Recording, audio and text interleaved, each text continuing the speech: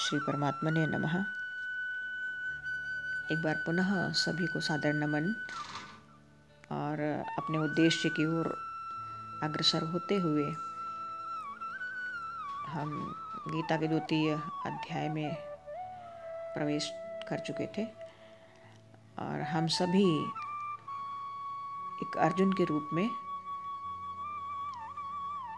अपने बहुत से प्रश्नों को लेकर ये विविध मनोवृत्तियों से प्रभावित यह जीवन अलग अलग तरह के प्रश्नों को लेकर हम सभी परमात्मा की ओर अग्रसर हों और अपने अपने प्रश्न का यथोचित उत्तर तलाश करते रहें, क्योंकि भगवान ने सांख्य योग के माध्यम से भी अर्जुन को युद्ध करना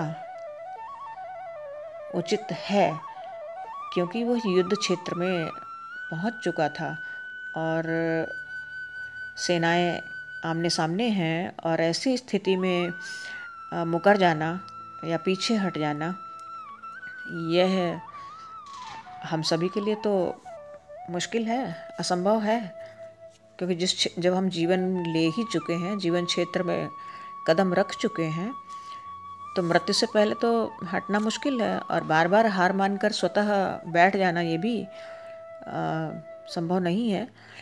तो क्यों ना हम आगे की ओर चलें, अपने उद्देश्य की ओर बढ़ें, लक्ष्य की ओर बढ़ें और जो समस्याएं हैं उनका समाधान ढूंढें और इनके उत्तर जरूर मिलते हैं। इनके उत्तर पाने के लिए श्रीमद् भगवत गीता आश्रय है हमारे लिए बहुत बड़ा, क्योंकि ये परमात्मा की वाणी के द्वारा दिया गया दिशा निर्देश है। अर्जुन को भगवान दोनों सेनाओं के मध्य में इतना विह्वल और शोकाकुल स्थिति में देखकर उसे युद्ध तो करना है, युद्ध करना ही होगा। यह सांख्य की दृष्टि से भी उचित है और इसलिए भगवान ने गुण ही गुणों में बरतते हैं, तो सत और असत, नित्य और अनित्य, इस प्रकार दोनों तरह से अर्जुन को सांख्य निष्ठा का वर्णन किया है और अर्जुन को समझाने की चेष्टा की है कि जिसके लिए तुम शोकाकुल हो, जिसके लिए तुम पीछे हट रहे हो, वो तो नाशवान है, स्वयं नष्ट हो जाएंगे। अगर तुम नहीं भी युद्ध करोगे तो भी ये मारे जाएंगे, क्योंकि एक तरह से ईश्वर कब आता है हमारे बीच, मैंने बताया ना, यदा यदा हि धर्मस्य ग्लानिर्भवति भारत अभ्युत्थानम धर्मस्य तदात्मानं सृजाम्यहम्। तो जब वो वहाँ पर आ चुके हैं तो उनका आने का मकसद तो यही है कि वो अत्याचारियों को नष्ट करने के लिए आए हैं। तो अर्जुन अगर उसमें नहीं भी प्रतिभागिता दर्ज करेगा या करेगा तो कोई खास फर्क नहीं पड़ेगा। इसलिए नष्ट तो वो होंगे ही होंगे। तो इससे अच्छा है कि अपने अपने कर्तव्य का निर्वाह करते हुए आगे बढ़ें। तो भगवान ने अर्जुन को सबसे पहले शोक निवृत्ति के लिए कहा। एक सुंदर श्लोक में उन्होंने अपनी इच्छा व्यक्त की और उत्तर दिया, अशोच्यान अनु अशोचस्त्वं प्रज्ञावादांश भाससे गतासु न गतासुश्च नानुशोचन्ति पंडिताः। पंडिताः शब्द अर्जुन के लिए प्रयुक्त किया है उन्होंने कि तुम शोक की अवस्था में भी जो प्रश्न उठ रहे हैं तुम्हारे मन में, जिनके लिए तुम बेहवल हो, वो ज्ञानियों के जैसे हैं, पंडित की जैसे, ज्ञानी जैसी बातें कर रहे हो। और लेकिन ज्ञानवान होते हुए भी शोक न करने, अशोच्यान, जो शोक करने के योग्य है ही नहीं, उस पर तुम शोकाकुल होकर बैठे हो। और प्रज्ञावादांश भाषसे, ज्ञानी मतलब प्रज्ञावादान मीन्स ज्ञान से संपन्न व्यक्ति। तो ज्ञानियों की तरह तुम बात कर रहे हो, लेकिन गतासु न गतासुश्च, जो जा चुके हैं यानी मृत्यु को प्राप्त हो चुके हैं और जो मृत्यु के लिए तैयार हैं, तत्पर हैं, नानुशोचन्ति पंडिता, उनको तो ज्ञानी व्यक्ति कभी भी उनके लिए शोक नहीं करता है या उनके बारे में कभी सोचता ही नहीं है। तो अर्जुन कैसे इस तरह की ज्ञानवान होते हुए भी इस तरह की शोकाकुल स्थिति को प्राप्त है? तो ये तो तुम्हारे लिए शोभनीय नहीं है, क्योंकि तुम ज्ञान तो खुद अपनी उसमें बुद्धि में रखते हो और ज्ञानियों की सी तमाम प्रश्न और तमाम उनके निर्णय भी ले रहे हो कि यदि तुम स्वजनों को मारोगे तो निंदा के पात्र बनोगे, राज्य अगर सब मारे गए तो तुम राज्य का क्या करोगे। ये सब चीज़ें जो तुम बहुत दूर तक सोच पा रहे हो, तो ये तुम्हें उचित तो नहीं लगती ये तुम्हारे लिए, क्योंकि जो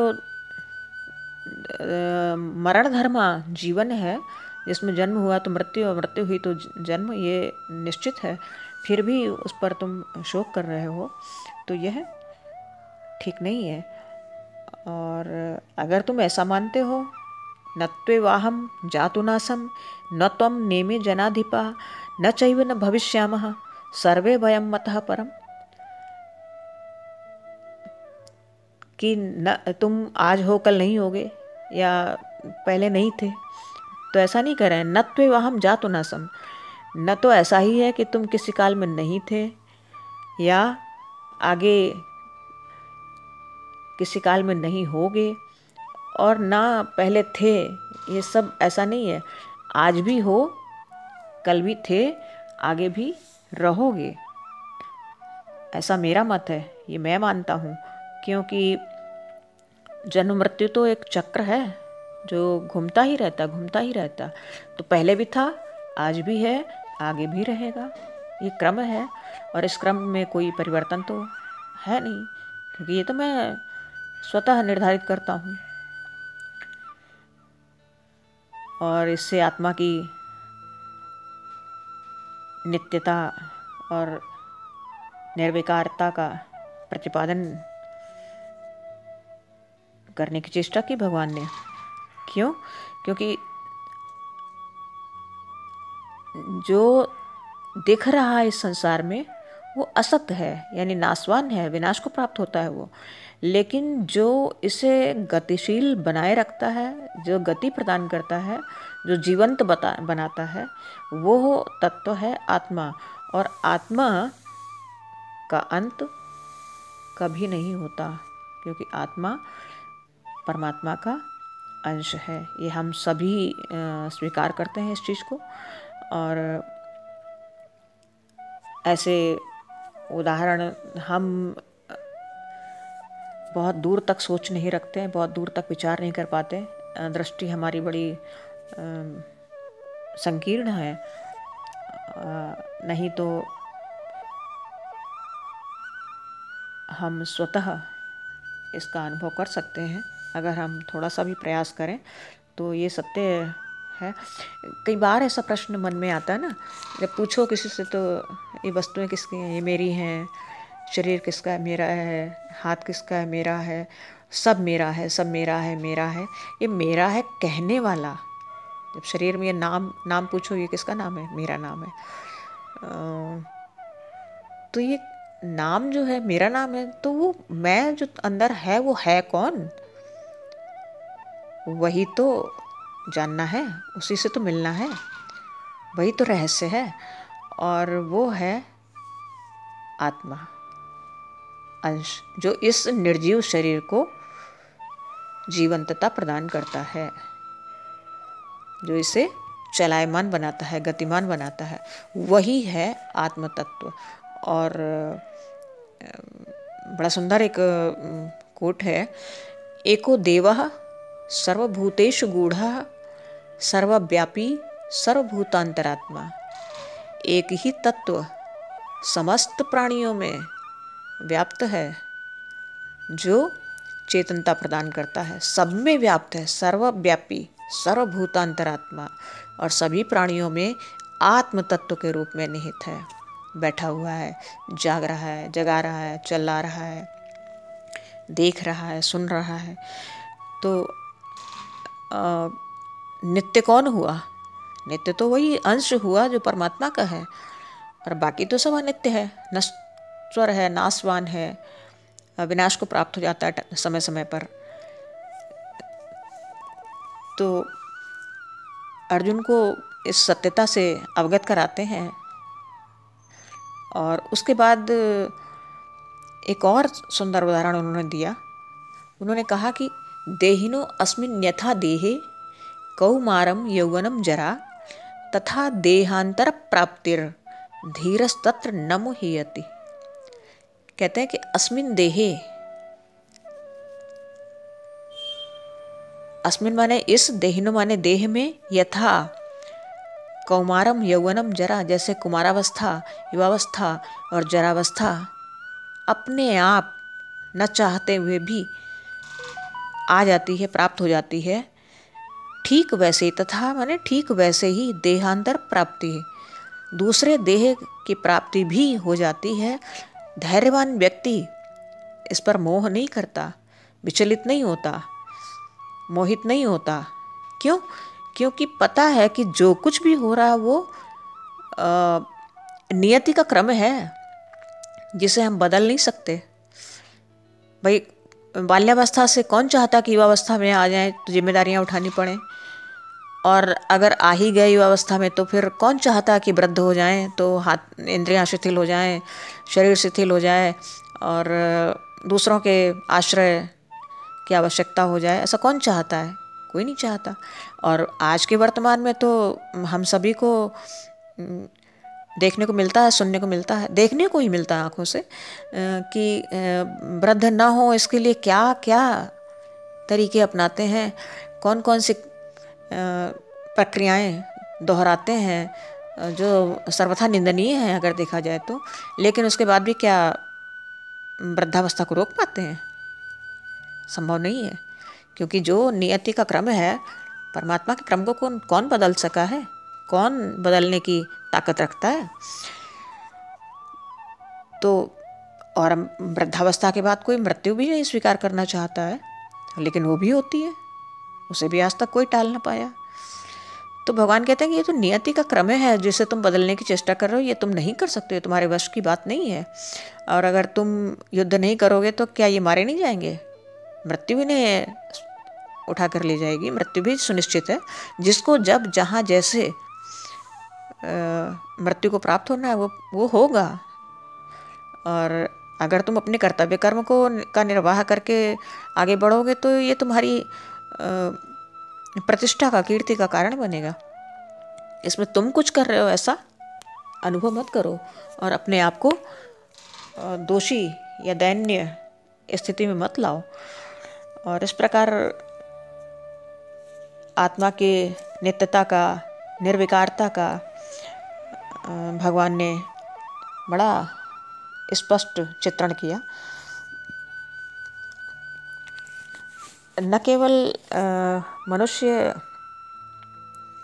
कारण बनता है, बल्कि देखा जाए तो हमारा और आपका जो जीवन है वो पहले से ही तय है कि तुम क्या करके आओगे, क्या करने के लिए तुम्हें भेजा गया है, कहाँ कहाँ तुम्हें क्या क्या करना है। और वो समय समय पर अपने आप स्वतः होता रहता है, चाहे भले उसका कारण हम अपने आप को माने, लेकिन ऐसा होता नहीं है। अगर हम पूरी तरह से सजग हैं, सचेत हैं, तो आप देखेंगे कि कई क्रियाएं ऐसी हैं जो न चाहते हुए भी हो जाती हैं, क्योंकि वो होनी थी। और जो अनुभूतियां हैं हमारी सुखद दुखद, ये भी, इसका भी एक बड़ा सुंदर सा श्लोक है। मात्रास स्पर्शास्तु कौन्तेय शीतोष्ण सुख दुखदा आगम पाइनो अनित्या तास्तितिक्षस्व भारत। हे कुंती पुत्र, कौन्तेय शब्द से मतलब है कुंती के पुत्र। हे कुंती के पुत्र, सर्दी गर्मी, शीतोष्ण मतलब सर्दी गर्मी, सुख दुखदा, सुख और दुख को देने वाली ये इंद्रियां जो हैं वो विषयों के संयोग से उत्पन्न होती हैं और विनाशशील हैं, अनित्य हैं। जो कुछ भी हमें विषय भोग की लालसा से हमारी इंद्रियां आगे बढ़ती हैं और उन्हें संपन्न करने की चेष्टा करती हैं, तो या तो उसमें सफलता होती है तो सुखद अनुभूति होती है, असफलता होती है दुखद अनुभूति होती है। तो ये जो उतार चढ़ाव देखने को मिलते हैं, परिवर्तन अलग अलग देखने को मिलते हैं, अलग अलग अनुभूतियाँ कराने वाले कृत्य जो होते हैं वो स्थायी नहीं होते, क्योंकि वो इंद्रियों के वशीभूत होकर किए जाते हैं और वो अनित्य हैं। इसलिए जो छोटी छोटी सुखद और दुखद अनुभूतियाँ होती हैं जीवन में, चूँकि चेतन तत्व अपने साथ होता है, इस शरीर के साथ होता है, तो तभी तो ये क्रियाशील होता है, तभी तो इसमें अनंत इच्छाएं और विषय इसे प्रभावित करते हैं और इंद्रियां उसे संपन्न करती हैं। तो सुखद और दुखद स्थिति का अनुभव भी फिर करता है ये जीवन, मतलब इस जीवन में होती हैं अनुभूतियाँ, और उनको तितिक्षस्व भारत, ये भारत हे अर्जुन, उसे फिर सहन करो, उसे सहना होता है। जब आप इंद्रियों के वशीभूत होकर कार्य करते हैं और उसका परिणाम आता है तो सुखद या दुखद होगा और उसे सहना होगा। क्यों? क्योंकि आपका जो कार्य है वो इंद्रियों के वशीभूत होकर किया गया है और आप अपने को कर्ता मान बैठे हैं, कर्ता। इसलिए इन अनुभूतियों का अनुभव आपको सहना होता है। तो ये हम सभी सीख लें इससे एक, कि जब हम अपनी इच्छा जोड़ देते हैं तो उसका परिणाम जब आता है तो वो उसका प्रतिफल हमें सुख या दुख पहुंचाता है, और जब पहुंचाता है तो उसे हमें सहना होता है, क्योंकि हम कर तो कुछ सकते नहीं इसके अलावा। अगर देखा जाए तो ये विकार जो है ना, जो हमारी सूक्ष्म तन्मात्राएं हैं, वो तन्मात्राएं शब्द स्पर्श रूप रसगंध हैं, और इन्हीं के वशीभूत हम अच्छा सुनना चाहते हैं। जो स्पर्श हो वो सुखद हो, जो देखें वो बहुत सुंदर हो, जो चखूं वो बड़ा स्वादिष्ट हो, हर तरफ सुगंध ही सुगंध हो। तो इस द्वैत जीवन में हर चीज़ अपने अनुकूल तो नहीं होती। जहाँ अनुकूल है वहीं प्रतिकूल है, जहाँ सुखद है वहीं दुखद है। तो अनुकूल प्रतिकूल जो परिणाम है वो परिणाम हमें इच्छा के कारण भोगने होते हैं, यानी उन्हें हमें सहना होता है। और इसलिए देखिए, ध्यान से सुनिए, इच्छा शक्ति किसी भी चीज़ में जाहिर मत करो।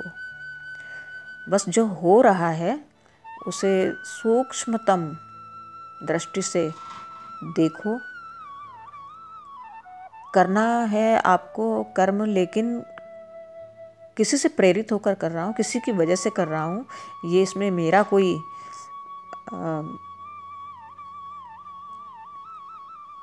इच्छा शक्ति या मेरी कोई लाभ और हानि की कोई इच्छा नहीं है, ऐसा सोच करके जब करोगे तो आपको दुख और सुख का भी प्रभाव आपके ऊपर नहीं आएगा। ये सत्य है। यानी उसका अनुकूल प्रतिकूल जो कुछ भी है, हर्ष शोक राग द्वेष, इससे परे हो जाओगे आप, क्योंकि उसमें आपने अपने को शामिल नहीं किया है। तो इस विनाशशील अनित्य संसार में अपनी इच्छाओं को मत जोड़ो, और जोड़ते हो तो प्रतिकूल अनुकूल के भागी बनते हो और उसे सहना होता है। और जो श्रेष्ठ है, जो थोड़ा भी बुद्धिमान है, धैर्यवान है, जो इस संसार की नश्वरता को जानता है, वो इन चीज़ों से कभी भी संलग्न नहीं होता, क्योंकि उसको तो पता है कि आश्रय हमारा परमात्मा है और उसकी प्राप्ति ही हमारा उद्देश्य है।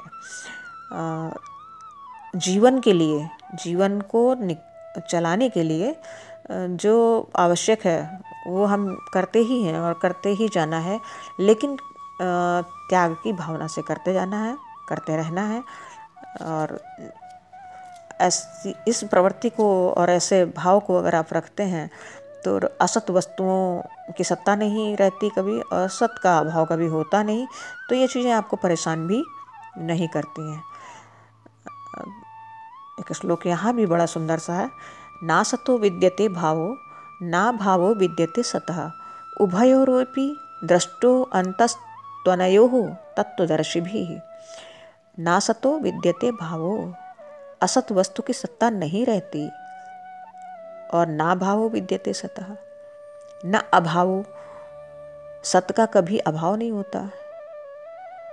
और उभयोरपि, इन दोनों ही स्थितियों को, ये दोनों को ही जो तत्व से जानता है, जो दोनों की महत्ता को पहचानता है, वो तत्वज्ञानी पुरुष तत्व को ही देखता है, उसके अलावा कहीं दृष्टि नहीं जाती उसकी। और यही हमारी दृष्टि होनी चाहिए। क्यों?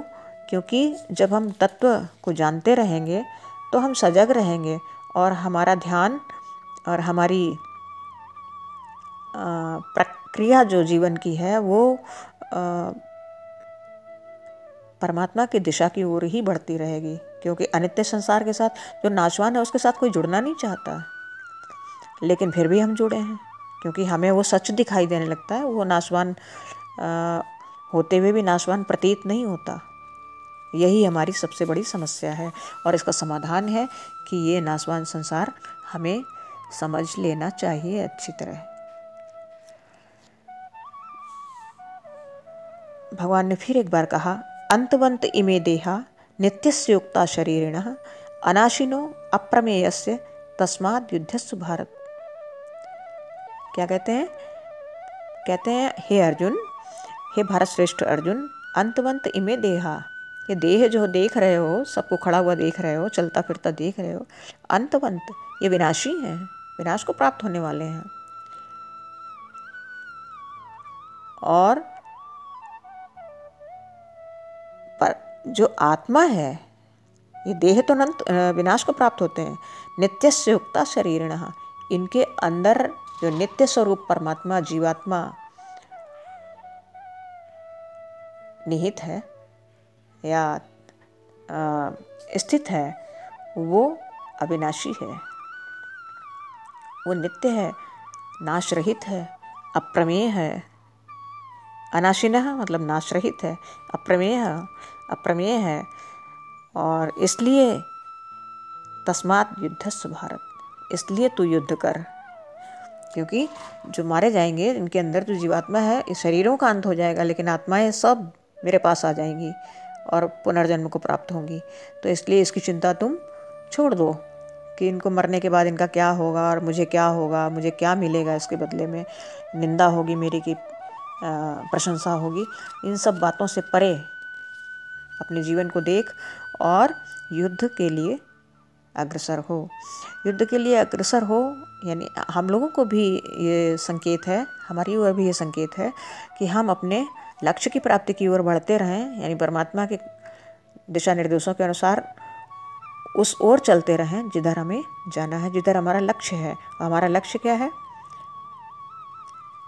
अपने स्वरूप को पहचानना, अपने आप को जानना, और वो है आत्मा का आत्म परिचय प्राप्त करना। तो ये हमारा लक्ष्य है, और इसे हमें, जब हम आत्म परिचय की ओर अग्रसर होते हैं तो ये सारी चीज़ों का हमारे लिए कोई अर्थ नहीं रह जाता। और इसी क्रम में भगवान ने एक बार फिर कहा, अर्जुन तब भी कुछ स्थिर चित्त वाला नहीं हुआ, तो भगवान ने एक बार फिर से कहा, ययेनं वेत्ति हन्तारं यश्चैनं मन्यते हतम् उभौ तौ न विजानीतो नायं हन्ति न हन्यते। यह एनम वेत्ति हंतारम, यह माने जो, एनम माने इस आत्म तत्व को, वेत्ति हंतारम जानता है, मरा हुआ, मैंने जो इस आत्मा को मारने वाला समझता है या मरा हुआ मानता है, निश्चयनम मन्यते हतम, जो ये मान लेता कि मर गया और जो ये मानता कि मारने योग्य है, वो कहते हैं उभौ तौ न विजानी, तो वो दोनों ही प्रकार के प्राणी अज्ञानी हैं। वो नहीं जानते कि नायम हन्ति न हन्यते, न यह आत्मा मारी जा सकती है और न मरती है कभी, न मारने योग्य है और न मरती है कभी। तो दोनों ही तरह के प्राणी, अगर दोनों ही तरह की सोच रखने वाले लोग अज्ञानी कहे जाते हैं। न आत्मा कभी मरी है, न मारी जा सकती है और न कभी मरती है। इस बात को बड़ी सुदृढ़ स्थिति से अपने मन में धारण कर लेना चाहिए कि हम सभी आत्मा हैं और हमारा अंत इस धरती पर संभव नहीं है। प्रकृति के द्वारा हम मारे नहीं जा सकते हैं। प्रकृति का कोई भी तत्व हमें प्रभावित नहीं कर सकता। क्यों? क्योंकि हम कौन हैं?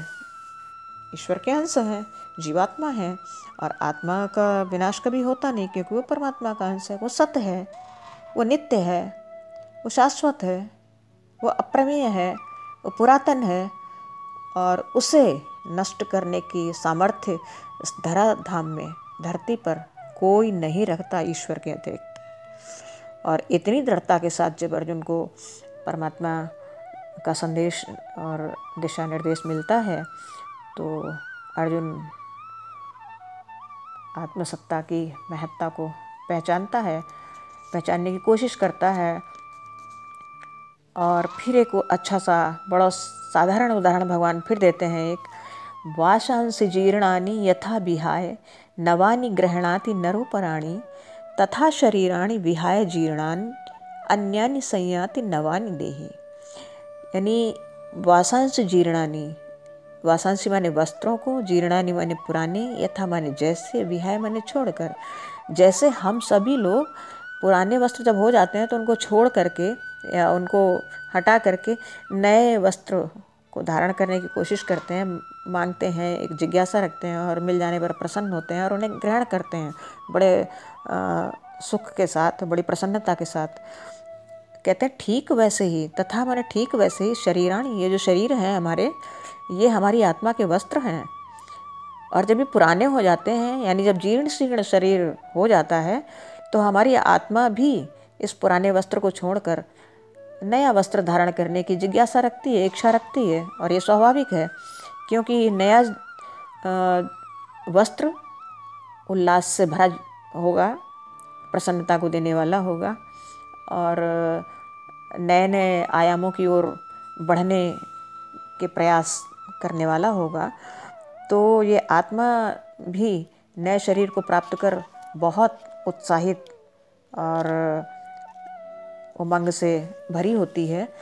तो फिर इस आत्मा की स्थिति और सूक्ष्म और सुंदर उदाहरण से उन्होंने स्पष्ट कर दी कि इस पर शोक करना, इस पर दुखी होना और परेशान होना, इस बात का कहीं प्रश्न ही नहीं आता है। तो जब हम इतनी छोटी छोटी चीज़ों से, उदाहरणों से सामान्य बातों को समझ लेते हैं, या इससे अच्छा और इससे सरल उदाहरण प्रस्तुत नहीं किया जा सकता कोई। अपने शरीर को छोड़कर दूसरे शरीर में जाना, आत्मा कभी पुरानी और जीर्ण नहीं होती। वो तो अपने पूरे जोश में होती है, पूरे काम को आगे बढ़ने के लिए और आगे बढ़ने के लिए शरीर चाहिए उसे, केवल नया से नया काम तो निरंतर करने की सामर्थ्य रखती है। तो इसलिए जब हमारा शरीर हमें परेशान करना शुरू कर देता है, तो हमारी आत्मा हमें दूसरे शरीर की ओर पहुंचने का निर्देश या जिज्ञासा देने की चेष्टा करती है। और इसमें कुछ बुरा नहीं है, इसमें कुछ किसी का नुकसान नहीं है, क्योंकि ये वैसे भी हम नहीं चाहेंगे तो भी ये हमें अंत की ओर ले जाएगी। तो क्यों ना हम तैयारी के साथ, हर समय प्रसन्नता के साथ इसके अंत के शोक की जगह हर्षित हों, क्योंकि अब ये कुछ और करने की सामर्थ्य रखती है और शरीर इसका साथ नहीं देता, तो फिर ये बदल रही है। बस इस भावना से हमें इस संसार में विचरण करना चाहिए। और अर्जुन को लगा कि हाँ, ये तो सही है, ये बात तो सही कही गई, लेकिन फिर भी गमगीन है, क्योंकि चले जाने का भय है, दुख है उसे। तो भगवान फिर एक नित्यता का बहुत अच्छा उदाहरण देते हैं अर्जुन को। नैनम छिन्दन्ति शस्त्राणि नैनम दहति पावकः न चैनम क्लेदयन्त्यापो न शोषयति मारुतः। यानी संसार में जो ये चीज़ें दैवीय दिखाई देती हैं, प्रत्यक्ष, जो जिनके बिना जीवन दुर्लभ है, मुश्किल है, कठिन है, और उनका प्रभाव भी इन पर नहीं पड़ता, क्योंकि वो भी परमात्मा के द्वारा नियंत्रित हैं, संचालित हैं। क्या है? नैनम छिन्दन्ति शस्त्राणि, ये आत्मा शस्त्र से काटी नहीं जा सकती। नैनम दहति पावकः, आग इसे जला नहीं सकता है। न चैनम क्लेदयन्त्यापो, क्लेदयन्ति माने गीला करना, गलाना, और एन माने इस आत्मा को, आपह माने जल, जल इस शरीर को मतलब गीला नहीं कर सकता, गला नहीं सकता है। न शोषयति मारुतः, मारुतः माने वायु, वायु इसे सुखा नहीं सकती। जो जिसका गुण है, धर्म है, वो अपने धर्म का पालन करके भी इस आत्मा को कष्ट नहीं पहुंचा सकता या इस आत्मा को नष्ट नहीं कर सकता। तो ये तत्व तो परमात्मा के द्वारा, ये भी संचालित उसके द्वारा है, जो जिन पर हमारा वश नहीं है, लेकिन परमात्मा तो नियंत्रण रखता है सारी सृष्टि पर। तो इसलिए कहते हैं कि जिनका तुम्हें भय लगता है, जिनसे तुम भयभीत हो रहे हो, जिस चीज़ से, ये दुनिया की कोई भी पदार्थ आत्मा पर अपना असर नहीं डालते या प्रभावित नहीं कर सकते।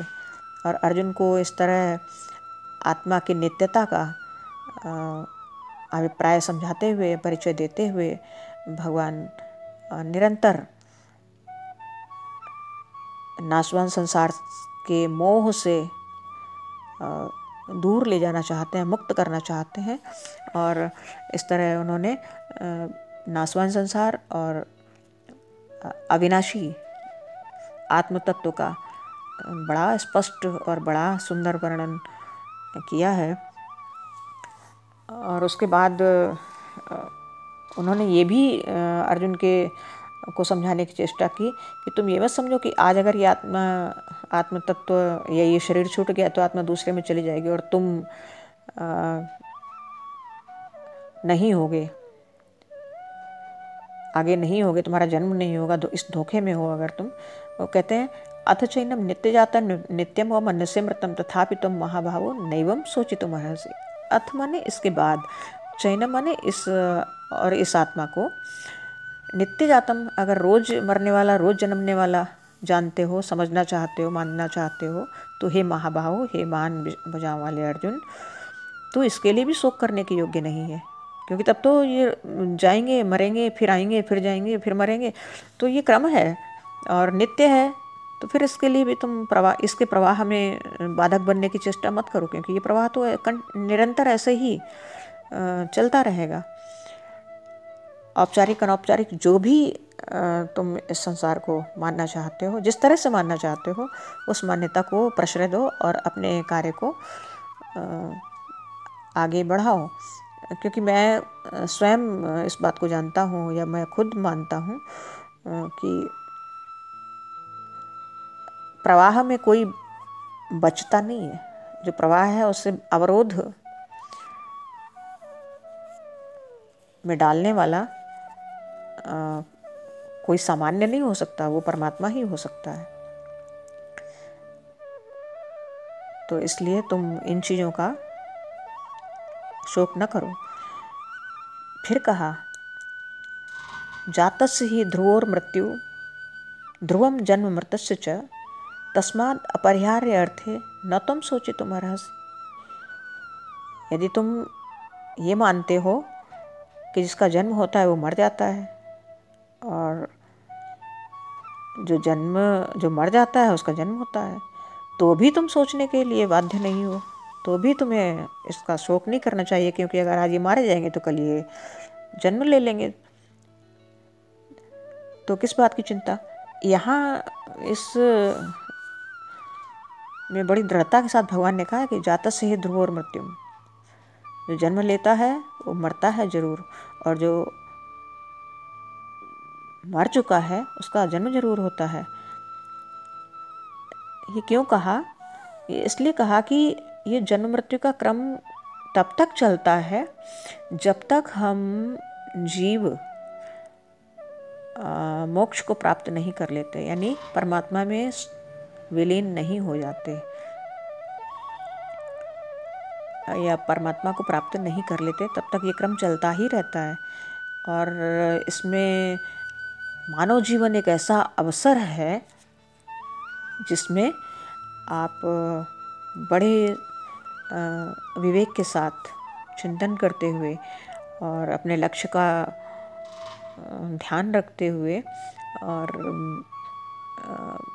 बड़े क्रियाशील और सजग सचेत जीवन व्यतीत करते हुए परमात्मा तक पहुंच सकते हो। इतनी सामर्थ्य वो आपको, इतनी सामर्थ्य ही नहीं, इतनी बुद्धि तत्व आपको देकर भेजता है, नवाजता है। अन्य जीवों में बुद्धि नहीं होती है। मनुष्य ही एक ऐसा प्राणी है जिसमें विवेक जागता है और वो अपने विवेक से कुछ भी पाने में समर्थ हो सकता है। और ये अवसर है जीवन, मानव जीवन, इसको धन्य बनाना चाहिए, इसको अपने लक्ष्य की ओर आगे बढ़ाना चाहिए, क्योंकि बार बार जन्म लेना, बार बार मरना, बार बार जीवन धारण करना, न जाने कौन सी योनि में जाना पड़े। मैं एक और सत्य आपको बताऊं कि मनुष्य अगर परमात्मा को प्राप्त न कर पाया तो भी उसका घाटा नहीं है कहीं। वो अगर उस दिशा की ओर चलता रहा, भले ही वो प्राप्त न कर पाए, वहाँ तक न पहुँच पाए, अगर उसने यात्रा की है तो उसे पुनः मनुष्य का जीवन मिलता है, अवसर मिलता है फिर, ताकि वो सफल हो सके। ये बहुत बड़ा सत्य है और इसे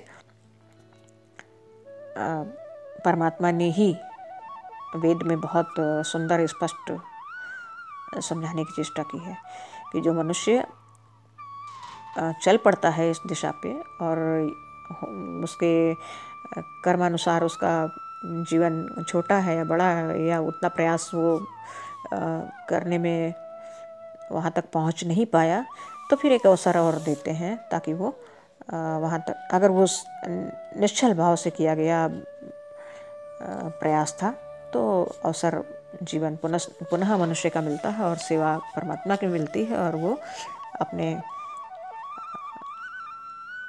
हेतु की कृपा से अगर देखा जाए तो उस जीव का कल्याण अवश्य करते हैं। तो अब अर्जुन को इस प्रकार की बहुत सारी आत्मा की अनित्यता और आत्मा की नित्यता और संसार की अनित्यता का परिचय देते हैं और उसको युद्ध के लिए तत्पर करने का पूर्ण प्रयास करते हैं। और आत्मा के देखा जाए तो बड़ा स्पष्ट और इससे सूक्ष्म और सरल उदाहरणों के द्वारा परिचय और कहीं पाना या मिलना मैं नहीं समझती कि संभव है। तो परमात्मा तत्व को प्राप्त करने के लिए हम संसार में आए हैं, और जो कुछ भी हमारे सामने कर्म के रूप में उपस्थित है वो पूर्व निर्धारित है। और उसे हमें बड़ी सूझबूझ के साथ अपने कर्तव्य का पालन करते हुए आगे बढ़ते रहना चाहिए। और चेतन सत्ता के अलावा जो कुछ भी दृश्य है या दिखाई देता है वो नश्वर तो है, नश्वर है। आज नष्ट होगा, कल होगा या समय बाद होगा, ये उस की प्रकृति पर निर्भर करता है। लेकिन नष्ट सारा का सारा होता है, नाशवान सब है। क्यों? क्योंकि प्रकृति प्रदत्त है और इसमें जो जीवंतता है, जो नित्यता है, जो सत्य है, वो ईश्वर है, परमात्मा है। और भागवत में तो बड़ा सुंदर श्लोक है, पहला ही श्लोक है, सच्चिदानंद रूपाय विश्वोत्पत्त्यादि हेतवे तापत्रय विनाशाय श्री कृष्णाय वयम नमः। सच्चिदानंद, सत्य, चित, आनंद, ये परमात्मा का स्वरूप है, सत्य स्वरूप है, चैतन्य स्वरूप है, आनंद स्वरूप है और विश्व की उत्पत्ति का कारण है। तो यहाँ गीता में भगवान ने आत्मा को सत्य स्वरूप, चैतन्य स्वरूप और अपने स्वरूप में जाने का यानी आनंद में रहने की बात की है और लक्ष्य को प्राप्ति की बात की है। तो हमें अपने जीवन में सत्य को धारण करना चाहिए। चेतन तत्व जब तक अपने इस शरीर में, मानव देह में स्थित है या सन्निहित है, तब तक हमें समय को बर्बाद न करते हुए, क्योंकि समय ही हमारे पास सबसे कम है। सारी चीज़ें होंगी, आएंगी, जाएंगी, बनेंगी, बिगड़ेंगी, लेकिन समय दोबारा ये नहीं, जो 1 मिनट निकल गया वो दोबारा हमारे जीवन में नहीं आएगा। एक एक पल, एक एक क्षण जीवन हमसे दूर हो रहा है, यानी मृत्यु की ओर बढ़ रहा है। एक एक कदम हम स्टेप बाय स्टेप मृत्यु की ओर कदम रखते जा रहे हैं। लेकिन हमें एहसास क्या होता है कि हम बड़े हो रहे हैं, हम ये कर रहे हैं, हम ये कर रहे हैं। हमें मृत्यु का आभास ही कहाँ होता है, अनुभव ही कहाँ होता है, और हम उसे जानना भी कहाँ चाहते हैं कि वो कितनी दूर है। और समय को हम कभी भी बांध नहीं सकते, कभी पकड़ नहीं सकते या रोक नहीं सकते। वो नित्य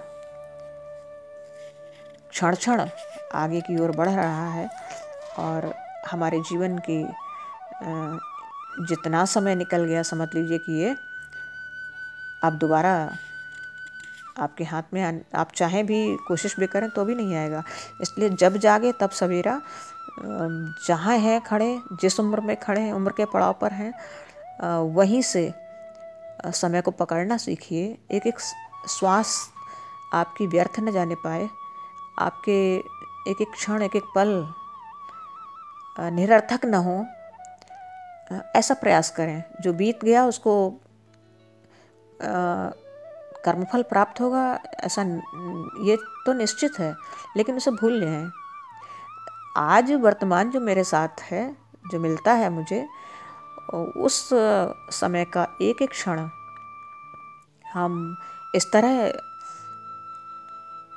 सदुपयोग में लाएं कि यही क्षण हमें जीवन को धन्य बनाने के लिए पर्याप्त हों और हम अपने उद्देश्य की प्राप्ति की ओर कदम बढ़ाते जाएं और जितना सहेज सकें वक्त को, उतना ही हम धनवान होते जाएंगे। हमारे 2 धन हैं हमारे जीवन में अगर देखा जाए तो, एक तो हमारा समय और दूसरी हमारी श्वास। ये सबसे अमूल्य धन है, इसे कोई नहीं सहेजता। बड़े आश्चर्य की बात है। हमारे जीवन के, मैंने क्या बोला, बड़ा ध्यान देने की बात है। हमारे जीवन के 2 अमूल्य धन हैं, अनमोल धन हैं, जिनको हमें बड़ा संरक्षित रखना चाहिए। और वो पहला है समय, दूसरी है श्वास। समय और श्वास को जिसने अपने सदुपयोग में लाने का प्रयास किया, वो धन्य हो गया जीवन में।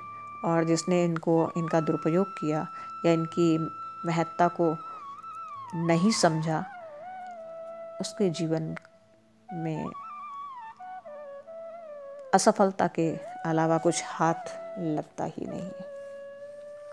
असफलता उसके जीवन का परिणाम बन जाती है, क्योंकि उसने समय को और श्वास के महत्व को जाना ही नहीं। और चीज़ों, कीमती चीज़ों की तलाश में रहा वो, लेकिन जो वास्तव में कीमती है उसकी कीमत को पहचाना नहीं। तो इस अलौकिक और दुर्लभ मानव जीवन की उपादेयता आत्मतत्व दर्शन में है। अपने आप को अपने स्वरूप में जाने के लिए है, अपने स्वरूप को पहचानने के लिए है। और स्वरूप का ज्ञान, स्वरूप का अनुभव करने के लिए जो हमें चाहिए वो है हमारी श्वास और हमारा वक्त। इसे हम, और साथ में हमारा मन, हम अपने मन को समय रहते एक एक श्वास अपने लक्ष्य को पाने में, यानी आत्म तत्व को जानने में लगाएं, तो एक समय ऐसा आएगा, एक वक्त ऐसा आएगा, एक दिन ऐसा आएगा कि आप आत्म स्वरूप में को प्राप्त होंगे, पहचान जाएंगे, पहुंच जाएंगे उस अंतिम सीढ़ी तक जहां परमात्मा आपको स्वयं मिलने के लिए उपस्थित हो जाएगा।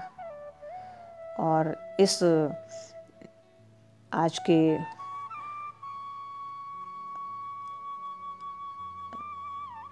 की इस